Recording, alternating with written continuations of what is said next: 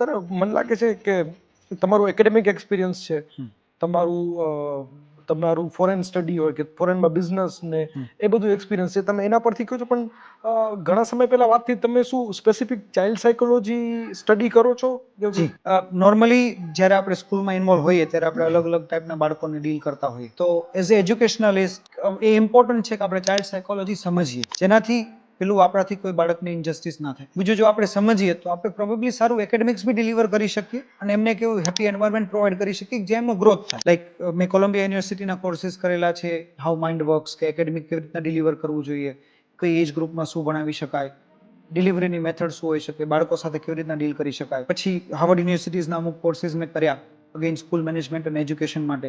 સો એક કોન્સ્ટન્ટ લર્નિંગની પ્રોસેસ છે કે જેનાથી વી કીપ અવરસેલ્વ્સ અપડેટેડ કે વધારે સારું એજ્યુકેશન રિલેવન્ટ કેવી રીતના આપી શકાય અને બાળકોને સારી રીતના સમજીને એને એક ડિરેક્શન કેવી રીતના આપે જેથી એમની લાઈફ સારી થાય.